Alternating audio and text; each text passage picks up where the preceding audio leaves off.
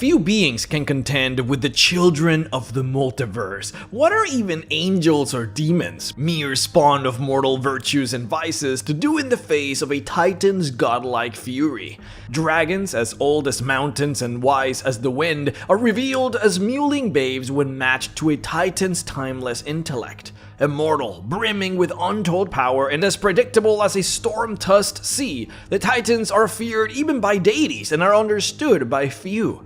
Theirs is a tale of divine battle, deific vengeance, and eternal exile. Cast out of paradise to brood, rule, and destroy, they walk the world. Only fools do not bow before them or flee at their approach. This would be the part of the video where I would go into the monster manual and basically show you what's in there for Titans, but Titans are actually not in the monster manual. Somehow they just didn't make it. So we're basically going to go straight, just right into the video. Let's talk about what 5th edition did not tell you about Titans. So before we get started, for those of you who do not know, the Ordning is essentially a set of rules that all giants must follow. A divine mandate created by Anim the All-Father that is unavoidable by giant kind. It speaks of many things, but the most important factor of the Ordning is that it clearly denotes which giant kind is superior to the others. This divinely expressed hierarchy states that on the lower end, you have the Hill Giants, and then the Stone Giants, then both the Fire and Frost Giants,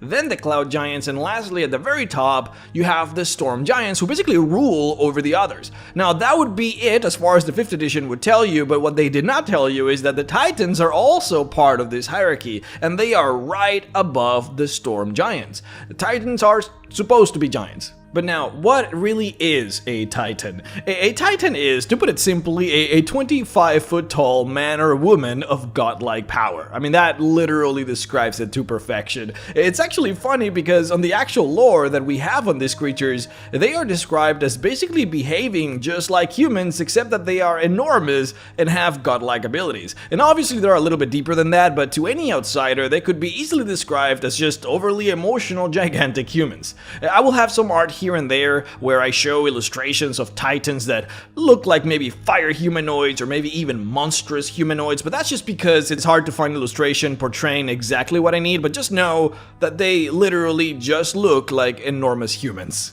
Quote, Titans are livers of life, creators of fate. These benevolent giants are closer to the wellspring of life than mere mortals and as such, revel in their gigantic existences. Titans are wild and chaotic. They are prone to more pronounced emotions than humans and can experience godlike fits of rage. They are, however, basically good and benevolent, so they tend to not take life. They are very powerful creatures and will fight with ferocity when necessary. They are fiery and passionate, displaying emotions with greater purity and less reservation than mortal beings.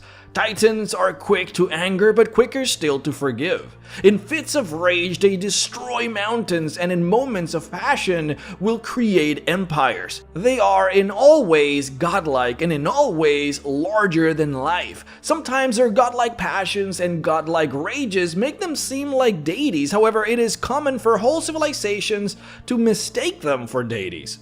Titans primarily dwell in great palaces and mansions in Olympus, where they live their lives whimsically. There they will dance, sing, study, debate, and engage in all other manner of activities with titanic proportion. If Titans find something that interests him, it would not be unusual for him to study it in great detail for many weeks, only to leave it when his interest has waned. They may also engage in debates and arguments that last literally for weeks at a time. These debates might end in a jovial laughter and good spirits or in thunder and rage. Such are the whims of Titans. End quote. They dress in Greek attire and their culture resembles that of the ancient Greek pantheons and cultures. It is actually unsure whether humans have adopted Titanic culture or whether the Titans in their whimsical nature have adopted human culture instead. They are generally so powerful that no creature could ever contest their might, and so they never wear armor or any form of extra protection. They just wear their togas and beautiful and exquisitely rare gems and treasures to adorn their beauty. beauty. We frankly don't have as much lore about them, and what we do have is basically kind of straightforward. Whatever your idea of Olympus and Greek gods are, that's basically what you get here with Titans. But the real question is, and I suppose probably the reason why you guys clicked on this video is, I guess to know about their power. Are they truly the strongest race in Dungeons & Dragons? Well, yeah, they were created basically to be that. Whatever the pinnacle of might, agility, mental acuity, and will is, they are it. The gods basically never made creations this strong later because they realized how dangerous it was to create things that could rival them in power. Their form is described as being a literal mirror to glory. The lore states that their muscles are denser than adamantine and more pliable than the supplest bamboo, that they see in the dark as well as any fiend, and in light, a hawk is nearly blind by comparison. When pleased, their voices are like honey poured over a golden lute's strings, and when enraged, their bellows shatter mountains and shout down any tempest thunder. Their body is so perfectly built that they are physically stronger than anything twice their size. In fact, they always beat gargantuan dragons in contest of physical mastery. All Titans can cast spells as level 20 wizards or clerics, and they have an average intelligence of supragenius, which basically means they always have at least 20 intellect, with many of them having even more, which would basically be considered godlike intellect. They all have maximum psionic abilities and are invulnerable to psionic attacks themselves. If you're interested in the Forgotten Realms, I would highly recommend watching this video of mine where I talk about their creation in Toril. Their history in the Forgotten Realms is very small because they basically just constructed the capital of Astoria, which is the capital of the Giants, over 30,000 years ago, and then were forced to leave after the Great Wars between the Giants and the Dragons. But there is a lot more if you want to take in the whole of Dungeons & Dragons in consideration, because the Titans do have a wild history in the whole of the D&D multiverse. See, the gods wanted to create perfection, and they basically did in creating the Titans. They loved the Titans more than any other thing that they had made because they were perfect, and they gave them everything that they wanted. In time, gods would war against one another, and as one would have it, they would use their own Titan creations to lead their armies against one another. This is when they discovered that the Titans that they had created could actually kill gods. They had made them too powerful, and when Titans realized this, their demands became harsher and harsher. Eventually, the Titans started to reproduce, something that was a big no-no for the gods, since the gods were the only ones that were allowed to create. See, this is way before there were humans or elves or fae or anything like that. Creation was basically just starting. And see, the problem was that the spawn of the Titans, they were basically almost as strong as the original Titans. The gods had done fucked up. The gods decided to completely ban the Titans from reproducing and to exile their creations to different planes. But see, the Titans had reproduced in hopes of having their children rule different planets, but instead, the gods then started making creations that would then live alongside the Titans in those planets as equals, and this angered the Titans enough that they started a war against the gods. The war is described as having lasted an entire age, where thousands of Titans and hundreds of gods perished, but with the gods having won in the end. The Titans that were still alive were exiled into the farthest reaches of the cosmos, and the most dangerous of Titans would then be incarcerated in Carceri for all time. The Titans that sided with the gods in the war would be granted amnesty and allowed to live in the heavens, of course. Now, this goes to show they truly must be really powerful to be able to physically challenge the gods, and they are. But to talk about their power, I must warn that they are actually two types of Titans. The normal kind, and then what the lore calls Advanced Titans or Greater Titans. Normal Titans are presumably the children of the original Greater Titans, with a challenge rating of about 21, which is equal to just about the ancient Red Dragon in power.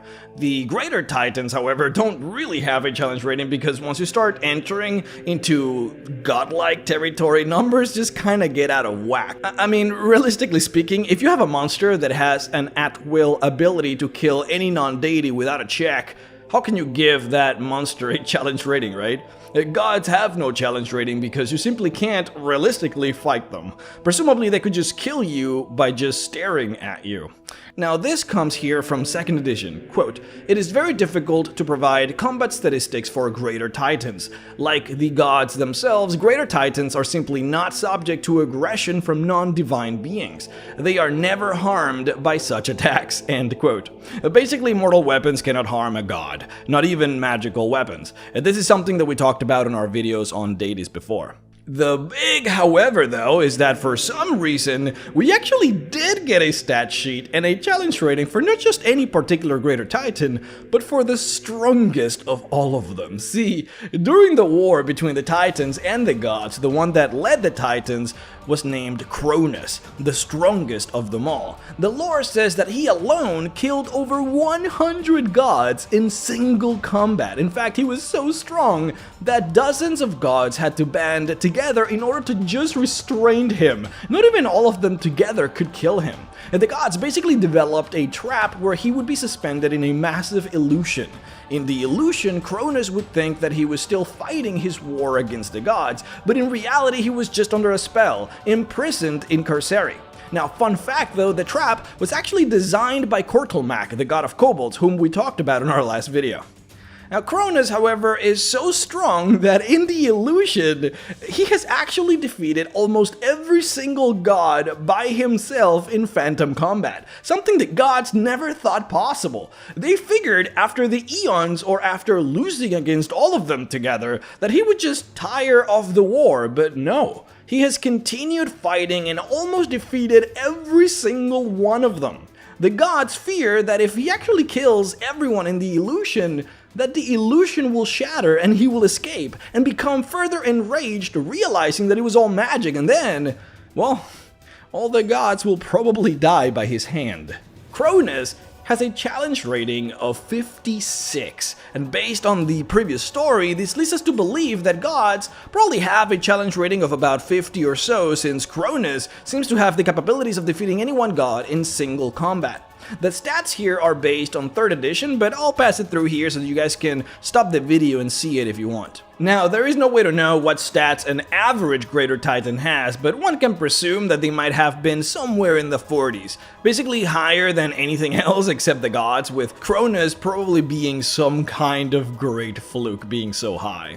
If you guys are interested in the comparisons between the strongest monsters in Dungeons & Dragons, then I really highly recommend the series of videos that I made where I literally just went through every single monster that has a higher CR than 30 and then broke them all down in terms of power. It was really a good video, I would recommend it. But there you have it, folks. I just wanted to talk a little bit about the Titans because I didn't get to do that much before, especially in any of those videos that I just talked about. There isn't much to them in the lore, unfortunately, but I hope that this was entertaining to you guys nonetheless. Nowadays, the Titans that you would see if you were to go to Olympus, for example, would be presumably the ones that sided with the gods in this particular stellar conflict, which basically boils down to the more benevolent Titans. The Titans that you find exiled on the outskirts of the multiverse would then be the evil ones, and of course, the ones trapped and imprisoned in Carceri would be the ones dangerous enough to maybe even bring down a god or two. Now, how all of this connects to the Forgotten Realms lore is hard to tell. It's not impossible that Anam the All-Father is himself a greater titan, being one of the many who reproduced without the gods' consent, or maybe he was just one of the gods, one who continued to produce titans, but then much less powerful versions of them.